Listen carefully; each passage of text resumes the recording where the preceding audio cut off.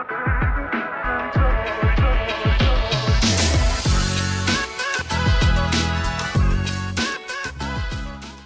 everyone, welcome back to Hard Tack Talks.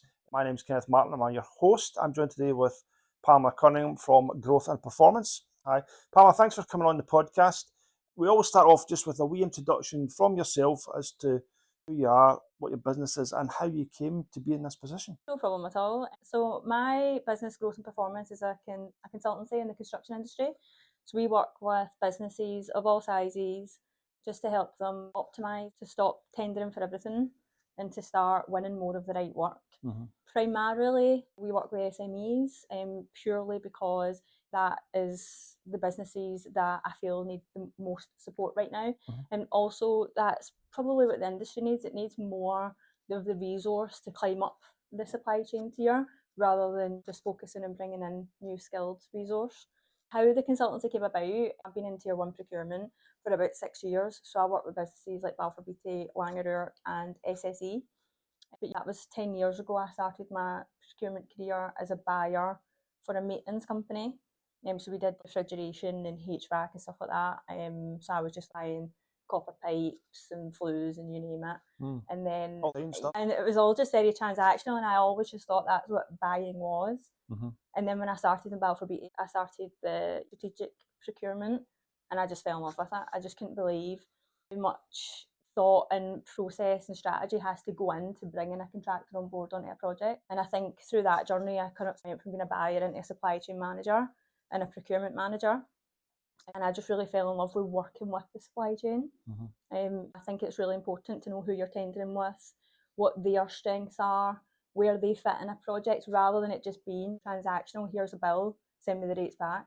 So that's, again, it's those sort of insights that I share with the businesses that I work with now at Growth and Performance. Excellent. I'm kind of curious to know, what at a younger age, when we were at school age, did you always have a drive to get into construction? Was that an industry you thought about? Absolutely not. Oh, right. No. To be fair, I've always been really unsettled. So when I left school, I think I started doing graphic design, and I just had a really hard time at that college. And then I went into dental nursing, totally different. And I felt like that's what I needed. I needed something completely different. Mm-hmm.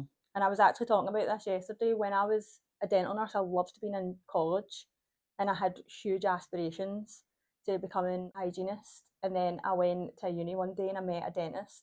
Well, he was newly qualified. Right. 6 years he'd spent, and Mm-hmm. he said to me, I have a desire to be a dentist. As soon as I qualify, I'm doing something else. And I thought, how could you invest 6 years into something that you don't really want to do? And then that just changed my perspective. I've spent the best part of 6 years in really high performing teams. Mm-hmm. And I've changed so much as I've grown up to really want to impress people. And even now, when it comes to working with clients, I know what they need before they need it. And I just think it's amazing how much that's changed as I've grown. I think that's a skill set that a lot of people need to develop. Some of them don't. That be able to preempt or think about what's coming next. I see it as someone who runs the business. Block Architects runs my business, my wife runs her business. And it's no harm to any of the team or the employees or anything like that. But it's that thinking about not what you're doing today, but what's coming next in preparation for it. And I think that's the thing that I've learned working in projects, is that there is a huge consequence to you not doing your bit. For example, it could be as catastrophic as not meeting a budget and then not getting the contract. Mm-hmm. Or it could be not giving an estimator the price, and then they need to come up with their own figures, and then that package might be a loss. Those are the things that I've learned along the way that are a consequence to me not doing what's expected of me. Whereas when I was 18 and I was in a completely different industry, that none of that made sense. That is something that I've picked up working from different businesses and different project teams. Some project teams are really under pressure, they're really behind. And then even when I went over into sort of public sector, it was so laid back, and it's not a judgment. It's purely an observation. Different culture. It's completely different. Yeah. And I just didn't fit in because for me, I was so used to the tier ones needing something done yesterday, and they are always chasing their tail and they're chasing that next milestone. Whereas public sector, you need to have a bit of meeting, and then you need to wait 2 weeks to have another meeting. And for me, I just couldn't get with that. There's a kind of stress, I think, that comes from working in the private sector, but that stress could be confused with the word buzz, because for some of us, That drive, that ambition, that buzz, the pressure is the thing that keeps us going. Me and my wife often talk about what am I going to do when I retire or semi-retire at some point in the future. And I go, I don't know, because I can't imagine me, playing golf every day of the week. I need to have a project or something to do. I think that's maybe why I always wanted to have my own business, but I never ever ventured into the private sector for any kind of work. I don't know if that pace of life would suit me. You always see it in our industry. You see people retire and then they go away for 6 months and then they come back part-time. And that part-time is always part-time contract, but they're there 5 days a week still, 'cause it's just what they're used to. So I'm intrigued to then follow up with you. It's 2026. We've released a few podcasts and reflecting on last year, try to tailor some of the podcasts to slightly different topics. And procurement in terms of construction is something that we haven't spoken about, hence one of the reasons for getting you on board.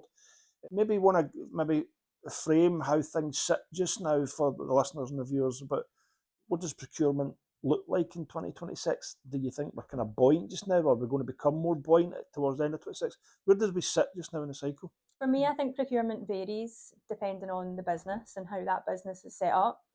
And I think that's probably a mistake that a lot of contractors make, is they assume that one decision maker in one business is the same in another. So for example, there are some businesses, there is at least some stages in a tender where the procurement manager makes that decision and they have that responsibility. But then there are other organisations or there are other stages of a tender where that decision then sits with a construction manager or a commercial manager. And I think that's probably the challenge for contractors, is to understand who is it that we're really trying to impress, because a procurement manager, a commercial manager and a construction manager all have different interests. One of them wants a good rate, one of them wants a good sort of negotiation, good terms, and the other one wants you to deliver the job that you say that you could, and the way that they want it and the way that they foresee it happening. So I think when it comes to procurement, it varies a lot, and even from public sector and private sector, they're so different. And I think when I started Growth and Performance, there was a lot of people that would say to me, they were bid writers, and they were saying, "Are you competition? Are you writing bids?" And I was like, "Absolutely not. I've evaluated them, so I can support you by evaluating your bids before you submit them, if that's how you see that working, but I absolutely don't write them." That kind of sits in public sector, whereas in private sector, it's all about where you position yourself and how you present your delivery. So for example, there are businesses that will come to me and say, "We just get used for rates, so we're not tendering with that business."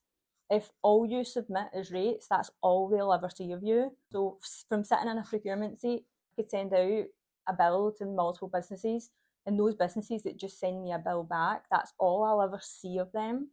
Whereas what I say to my clients, and they're usually micro businesses that have got 5 employees, and I'll say to them, if you've got that bill there, what you want to do is you want to paint a picture on how you're going to deliver it and present that to them as best as you can in person if possible. Because a lot of businesses, we're all just on email and we're all in and we're dropping in everybody's DMs, and I just think there's a lot of people now who would just really appreciate that personal touch, and I was one of them. Right. So there was a business that came back to me saying, "We're happy to price it. Can we come in and meet the project team?" That says a lot to me than someone who just submits a bill back. So a project team's open and able to do that though? A lot of them, again, depending on the stage. So if you're running late, if I've asked you for a price back, again, sitting in a procurement seat, if I've asked you for a price back and the reality is you don't have that time. You should be able to sense that they need saving. They need somebody to turn over a price pretty quickly. And I would always just recommend that you submit the price and then you ask to come in and meet the project team for feedback a week or 2 weeks later. But if someone's given you 6 weeks to price something, there's definitely an opportunity for you to go in there. Right. And I would always suggest that you try and meet someone who's going to be on site. That's interesting. And from a procurement perspective as well, if I was bringing in a supplier or a subcontractor, I would never restrict that meeting to being just me. I've always been quite cross-functional, and I would always try and make sure that someone from design and operations were there, because that helps me, because it makes that meeting more valuable. But again, it gives the supplier or the subcontractor more opportunities to grow their network and reach out to the decision makers that are going to be there at different stages in the tender. It's so valuable, but there's not many people or businesses out there that are doing it. And I think it's because procurement can be so reactive. There's a lot of issues that happen before the procurement team get their design or their bills. There's a lot of delays that can happen, and sometimes it can be, oh, how do you expect to start a tender over in 2 weeks? And it's just like, well, because we only get 3 or we Right, only get okay, 4. yeah, There's the aye. reality So there's the of that. pressure on the tier 1 contractor to deliver as well, so that's all got to be factored in. So before we come to the big question that we want to talk about in terms of the hard talks, which is the premise of the podcast, if I was not that I am, but if I was a kind of SME contractor, 4-5 team ground worker or whatever, thinking, right, I want to do this, how do they approach you, and what's the kind of process you would take those companies through? Initially, for me, it's about reflecting, and it's about figuring out where you sit best. The worst thing that you can do is go and sit in front of a new client and have a really wide net and be like, we do a bit of joinery, we can do your flooring, we can do your paint and decorating. Because the reality is we've already got a paint and decorating company. We've already, so you're just shutting yourself out. So I always say to businesses, where do you sit? What is it that you're really good at delivering? And then we hone in on that. There's a couple of ways that people can work with me. We either do traditional consultancy, or I do sort of training programs that are a bit more structured, Right. and they are more industry specific. For example, we talk, so in one of the structured programs that I've got is we look at CDM regulations and modern methods of construction, because a lot of businesses, a lot of smaller subcontractors, they do it. They're compliant. If you ask them, they'd say no, because they don't know what it is. If you say you're CDM compliant, they'll be like, no. And then see, when I look at it and I'm like, do you do these things? And they're like, oh, you do them. So now you've got that confidence to articulate it and to start. And again, that's just a massive step forward. And it's low effort because you're already doing it. You just don't know that you're doing it. So it's just things like that. It's giving those insights that are really important. I think my experience of some of the smaller contractors, the SME contractors, is a lot of them do a lot more than they think they do, but some of them do not some of the other stuff that they should be doing. It's that kind of balance. We see it. It's just daft things. You'll go up on site sometimes and you'll see that they're wearing their PPE. And then the next time you go up on site and you go, why are you not wearing your PPE today? What's changed? And as architects now, we've got, I think we spoke about it in one of the last podcasts, we've now got an overriding responsibility to the public, which is something the Architects Registration Board brought out. So we've got an overriding responsibility to the public over and above that of the project and the client. So it used to be last year, I'm the client, this is what I want, and this is in the back of Grenfell. No, we need to protect the public first. So we're all finding our feet with that one. And I dare say some architects probably aren't aware of that requirement yet. We're aware of it, but not quite sure how it's going to play out. Yeah. But that comes to things like CDM and health and safety and issues on site as well, is that we need to be, if we see a contractor doing something that we go, that's not quite right, we need to now not turn a blind eye to it or ignore it, but we need to bring it to their attention. It's something that I talk about is the ambition. So usually if there is, so for example, my main platform is LinkedIn, because I find that if there is a business that has the appetite to work with a consultant like me, they're probably on LinkedIn already. If you're sitting on TikTok or Facebook, you probably are not, which is fine. But that's just the sort of characteristics that I see. But those who have that appetite and that ambition, they'll generally come to me and be like, right, I want to work with tier 1. And I'm like, okay, we'll get there. It's really about not how do I get in with Balfour Beatty, but how do I structure it and what's the strategy that I need to work towards so that you can climb the supply chain tier. And it's something that I talk about a lot is, let's look at what's the project, who's the client, who's the main contractor, who are they subcontracting to?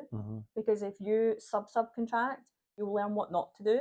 And you'll learn a lot of what you should be doing. And I think it's a much safer space for SMEs than just going straight to the tier 1s. So really it's kind of a matter of building the business to suit the stepping stones, and once that block's done, move to the next one and the next one. And I think so. I think that can be said about many businesses, probably your own business, as you're moving towards different types of clients, which you might do at some point in the future.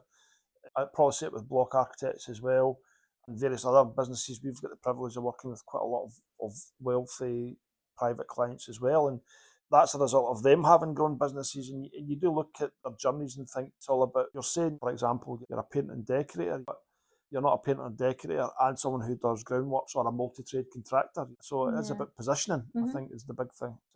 And I think sometimes when it comes to tendering, there is an awareness of how much money goes into it from a contractor's perspective. So if a tender comes through and you're looking at the various work packages and you think, right, it's going to cost me money to allocate this person and that person to get that tender, naturally they'll be thinking, right, well, I could do this and I could do that, so I'll price it.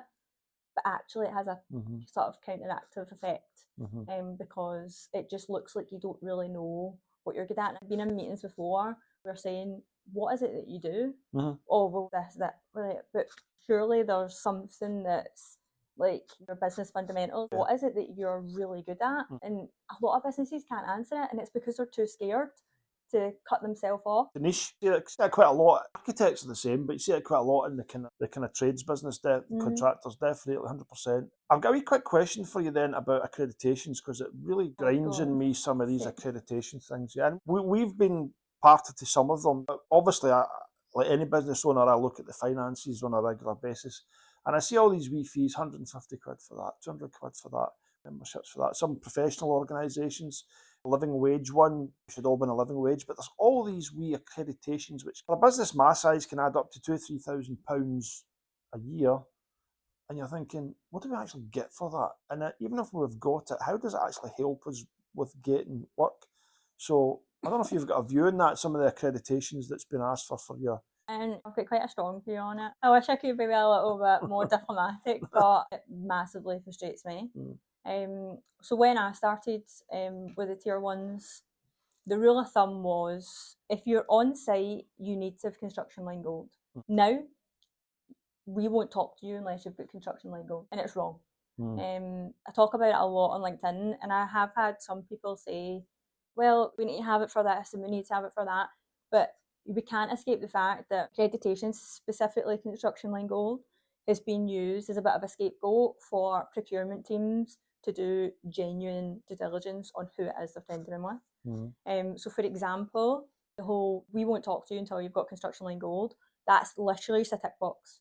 So when it comes to signing or negotiating a contract, we can't put you on our system until we tick that you've got Constructionline Gold, and then that other sort of onboarding team and head office will then put you on the system. It is really that black and white.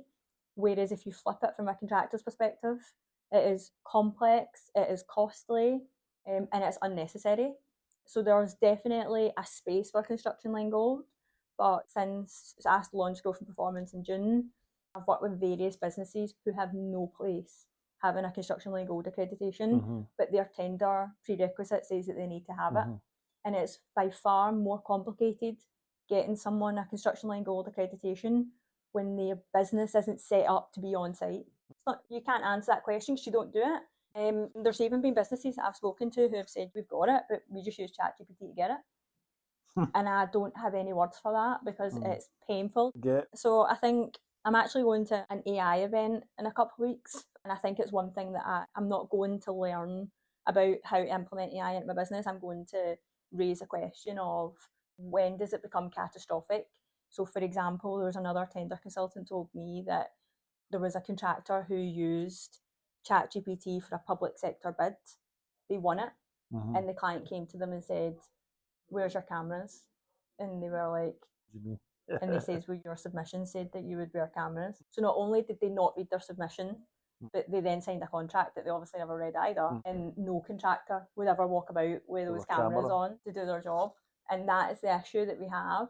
But it's because the bar is set so high that it becomes unachievable for some businesses. And like I said, I think it has a place. And if you're going to be on site, having SSIP and having all those policies in one place that are regulated, so the sense of if something expires, unverifies your Constructionline Gold account, it flags up to your contractor, and then we know to come back to you and say you're not verified, you need to keep up to date with that. But then that's a huge admin expense as well for a small business. I think that all that just shows the difficulties in what I'm trying to say. It's easy to sneak through.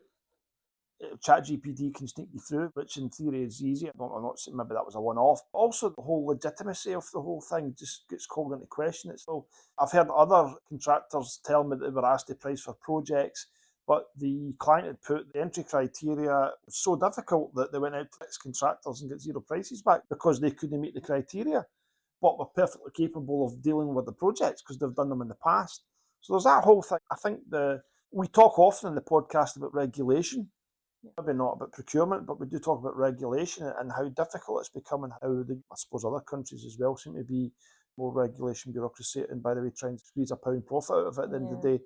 And yet, I keep saying we're not a political show, but I'm going to talk about it, is that as of yet, I don't seem to see any moves from the government that's actually reducing bureaucracy, making things easier. We've heard a few things from the Scottish Planning, I forget the name, who have said they've looked again at some policies and reworded things, but whether they're actually simplified or easier for projects at site, I'm not quite sure. So I guess where I'm going with this is I'm coming to the whole premise of the podcast is, well, what is the big burning issue that you can see in procurement that you'd really like to chat about? What's happening? For me, it's the resource issue. So we're all talking about we don't have enough resource. And then specifically if we look at our Scottish projects, we know we don't have enough resource for this. We don't have enough local businesses for that. So then we just bring up the bigger businesses from down south. And then we end up with a local project who has a lot of capable businesses around, joiners, painter, decorators. They don't even know the project exists. And that's an opportunity that's been taken from them. So typically when it comes to tier ones, they'll be contracted to an X% local content, which means that they'll need to hire locally, they'll need to have local apprentices, local supply and local contractors. And as it stands, most of the businesses don't meet their targets, but it's not even a pressing issue. It's almost like we know it's there, probably not going to meet it anyway, doesn't really matter because we're not going to go out and engage with 5 painter decorators because we know this contractor, we know they've done a project for us the last time, they're big enough, they can do it, and they'll use subcontractors and it becomes a them problem. And I think the issue for me is that I've always had a perspective of trades.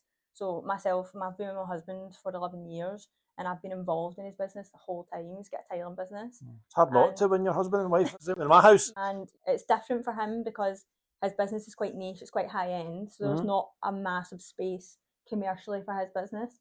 However, I still know a lot of the ambition, the will we grow the business, will we expand, will we niche down, and I still understand how much time and effort goes into running a trade business. And I think if there are businesses locally who have that appetite, they deserve an opportunity to tender for that work. Flip it though, sitting in procurement, if you are then looking at smaller businesses that aren't accredited, they've never done a commercial project, or at least they don't talk about the commercial projects, they don't talk about social value or sustainability, it's very difficult to justify engaging with them. And then for me as a procurement professional to then go to my construction manager and then they'll be like, why would we use them? They're too risky. And every tier one's got a risk profile, or at least their supply chain comes with a risk profile. And no, you're as a subcontractor, you don't know that. You just see a project and you go, well, it's paint and decorate. Sorry. You just see a project and then you go, well, it's paint and decorate and I could do that. But the reality is there's a lot more attached to your profile, like your balance sheet, your experiences, your accreditations. It's more than actually just delivering the job.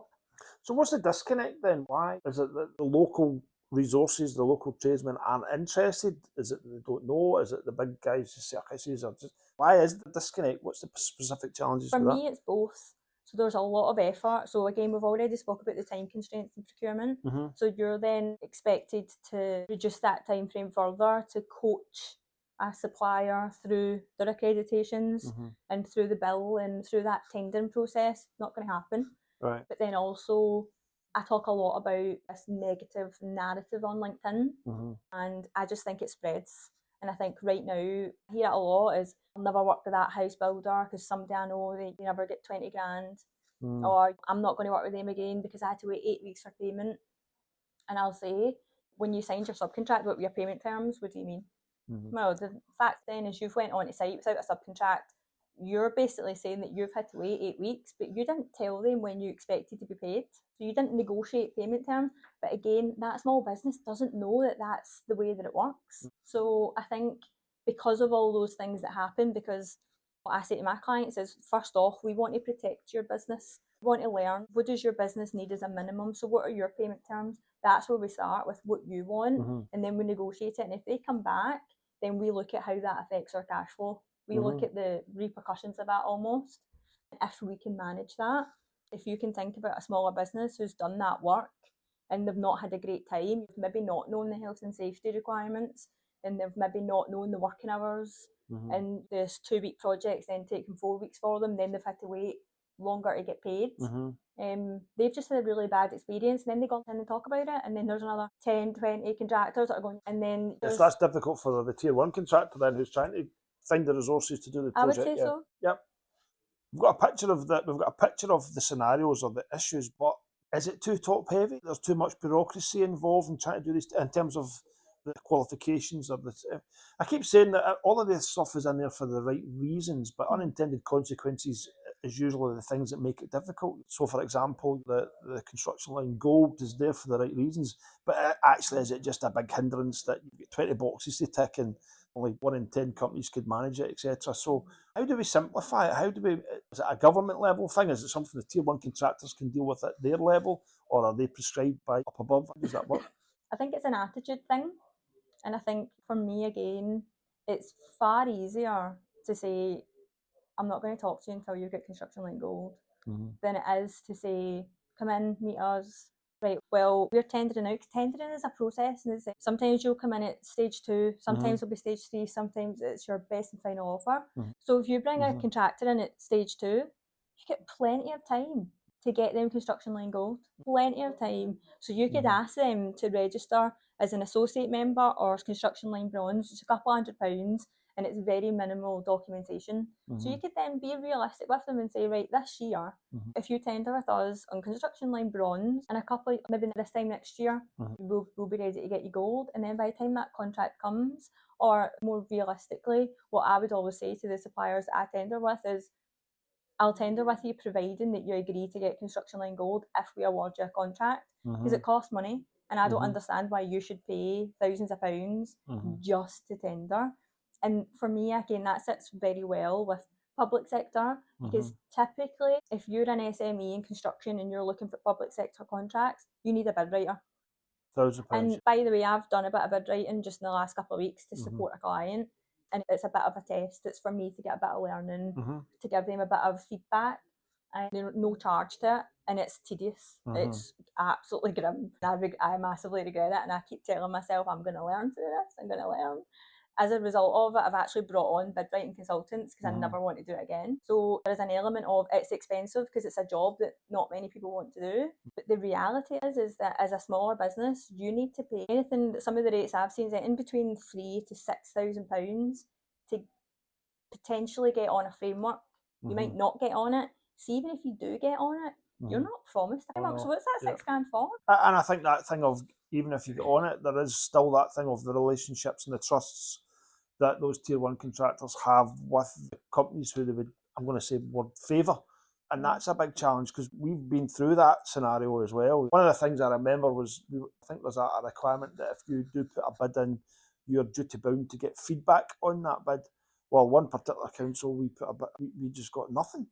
To the extent that actually come back and says, we don't even know where the bid sits. What's this for? Well, wait a minute, you put a bid process through the PCS and you don't even know. I think the officer who was supposed to be reviewing it left. So the whole thing just sat there because no one else picked up the case. So it's a bit, that cost us a bit of time and effort and money to put that bid in. So there is definitely issues with it. When it comes to frameworks as well, so you asked me earlier what I thought about accreditations, and my response was just quite controversial, it's quite strong opinions. It's the same with frameworks. I have never set up a framework and the project team or the business have been excited about it.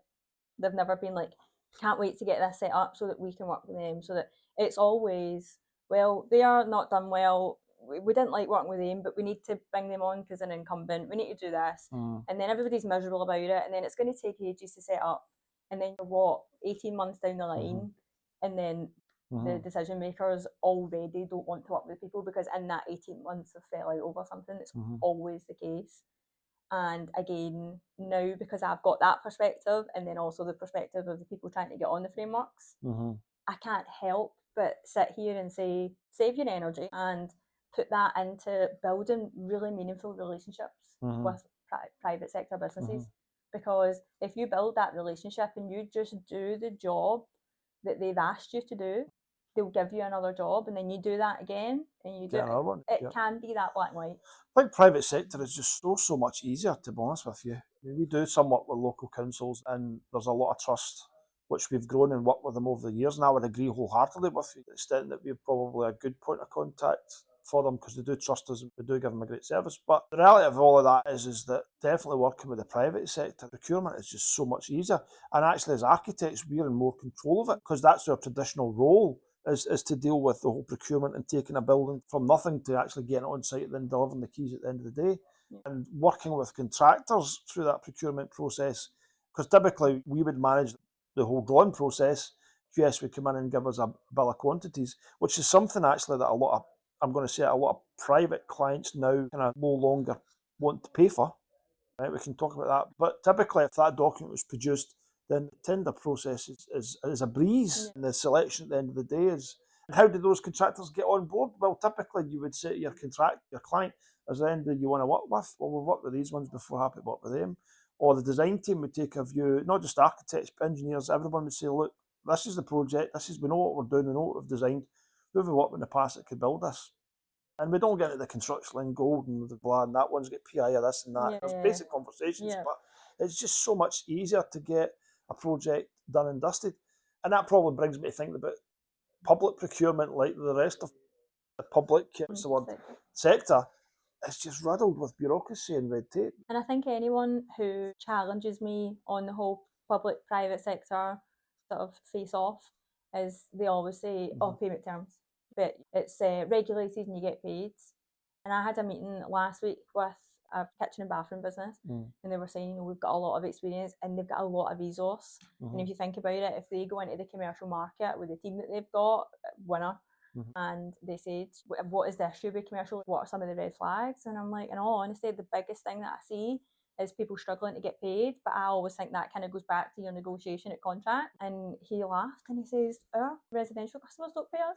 They go on holiday for a couple of weeks and they come back and then they make a transfer, sitting in a nice fancy kitchen and bath. And I'm like, so what really is the difference here? Like, I don't for a minute think that it's okay, but I think we need to look at what the payoffs are. And I always say, if you've got a business where you've got a big team, you get 20, 30 guys, and you need to keep them busy, go public sector, get a good bid consultant that can really look at your strategy, what you're going to tender for, because you're probably better placed in that sort of high volume, low value. But if you're really good at what you do, if you really care about the project, if you're a really good tiler, you're a really good joiner, builder, if you've got that quality in you, then the sort of commercial construction and private sector really needs to have them on board.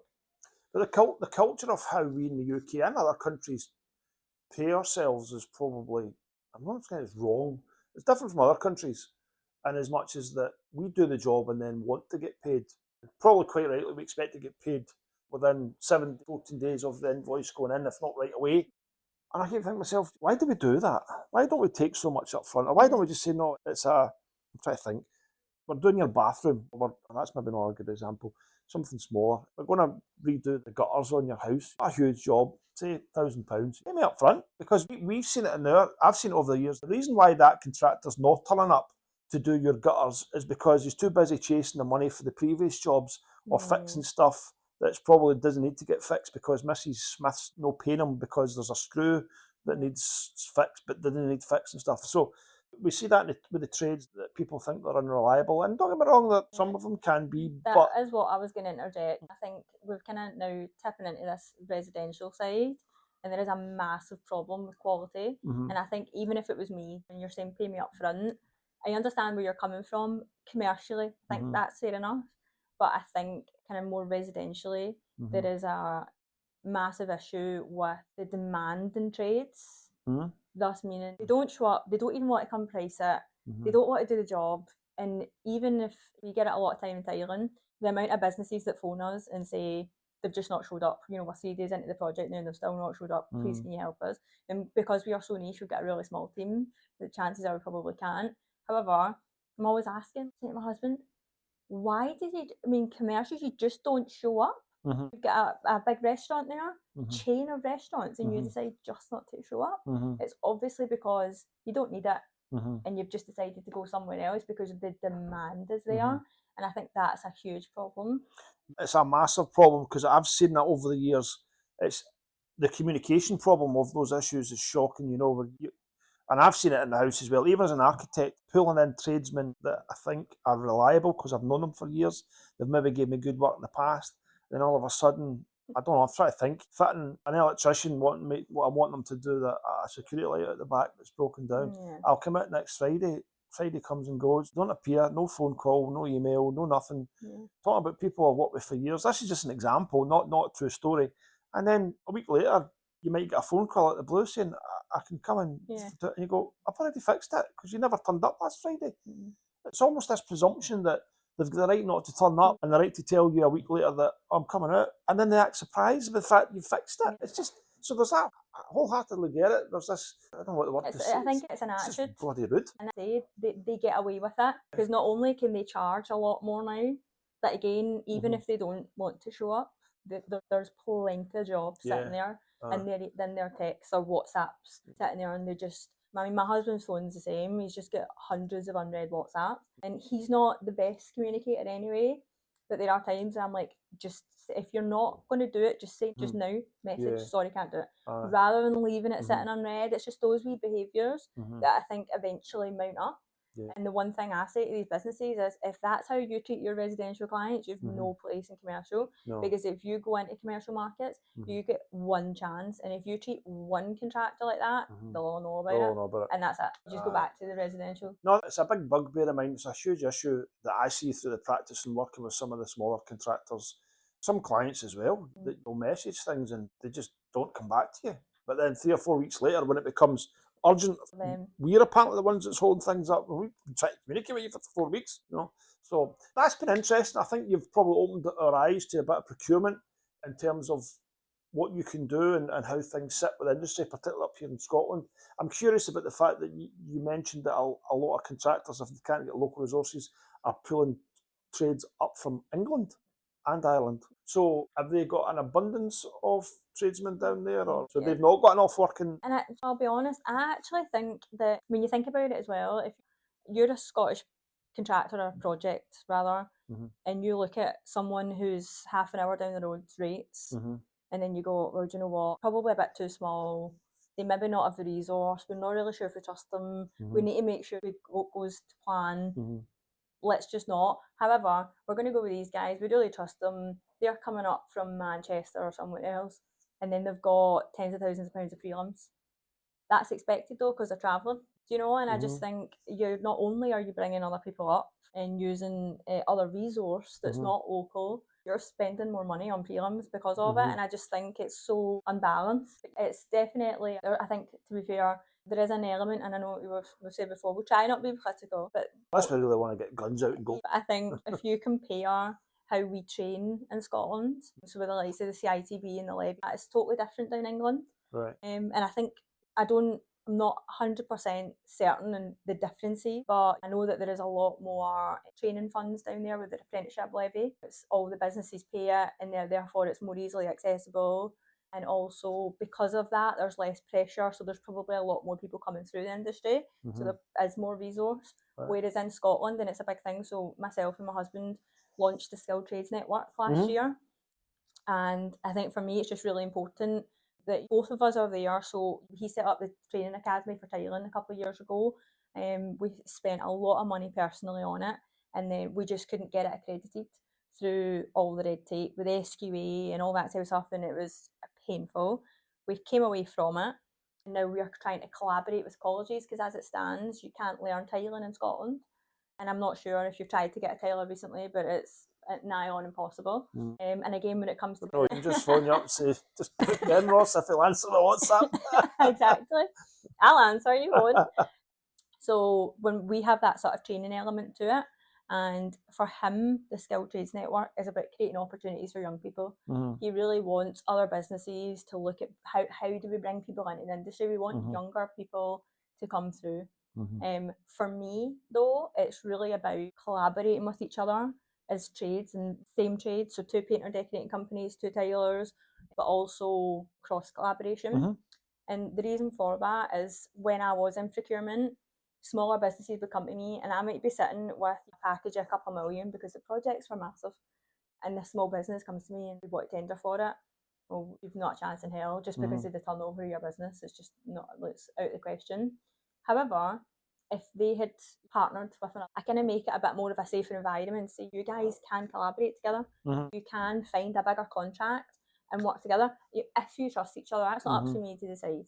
But when you meet another business that works the same values as you, the same quality, you work together, collaborate with them, because it'll open up many more doors than it ever will competing with them. So when it comes to the skilled trades net, I always say there's two elements to it. There's creating opportunities for young people that Ross brings, but for me there's that commercial sort of experience of let's stop competing with each other and let's be realistic about what kind of contracts you actually can win. Let's not go tendering for multi-million-pound contracts here. Let's look at some of the subcontract opportunities and start tendering for opportunities that are right for your business. I think, well, I remember, I recollect when I was a younger architect, before Block Architects, we did that.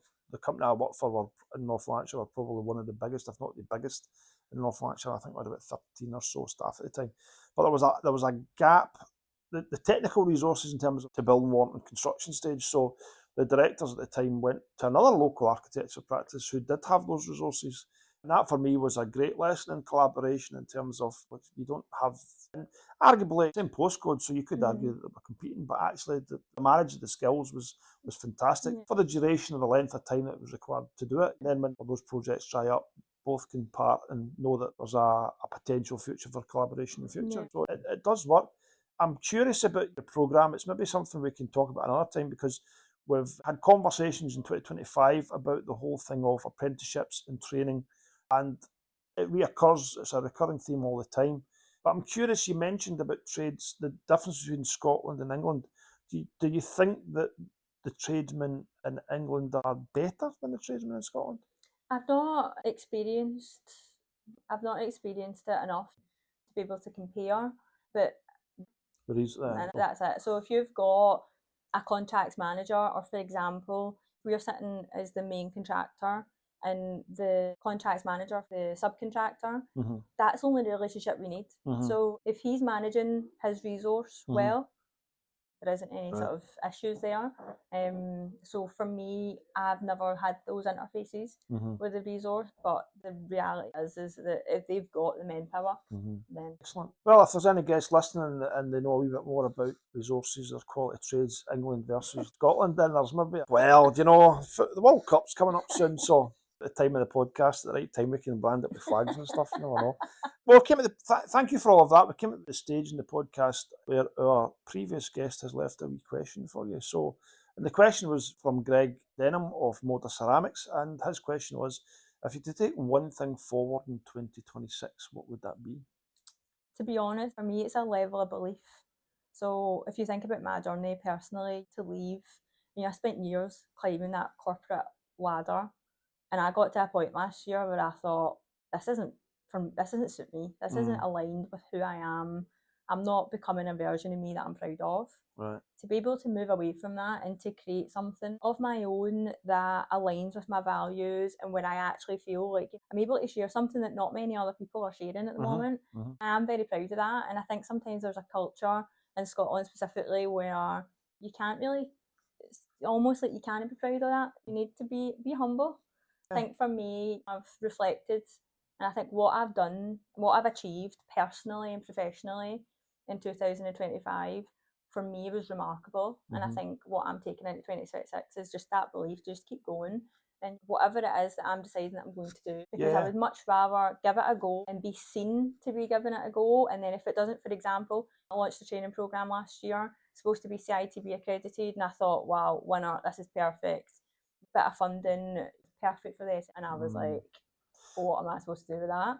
But you just keep adjusting. Go and you keep driving forward. And I think anyone who is looking to look at themselves about values and I'm going to set up a business, they need to be commended, because it's difficult out there right now. It's absolutely difficult. I know I've had Block for 22 years.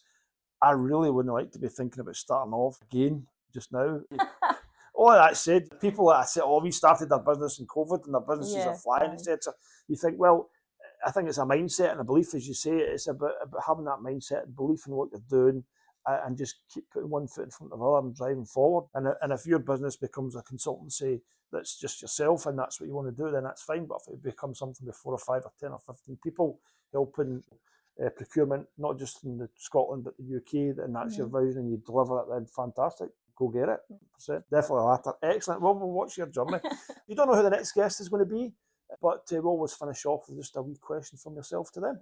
For me, it's about, if industry specific, if we were to give you a magic wand that you could use just in your industry, what would you use it for? What would be your main goal with that magic wand? What is it that you would want to change? Excellent. We know who the next guest is, so I'll try and remember what that question is. For the listeners, I always forget when I start the recording what the last question was anyway. It's something I can work on. But no, thank you, Pamela, for coming on the podcast. I've thoroughly enjoyed my time with you. If anyone is interested in reaching out to you, how's best to contact you? You can get me on LinkedIn, it's Pamela Cunningham, or on Instagram at Growth and Performance. Oh, excellent. I'll check out your Instagram page soon. Thanks for listening, everyone. Another episode of the Hard Hat Talks just wound up. If you're watching or viewing or listening on your favourite channel, please don't forget to subscribe. I'm very keen in 2026 to get much more exposure, because the issues that we talk about here in the podcast are really quite fundamentally important to everything that's happening in the UK construction industry. Pamela, thanks for coming on. Thank you so much. We'll see you in the socials. Look forward. Thank you.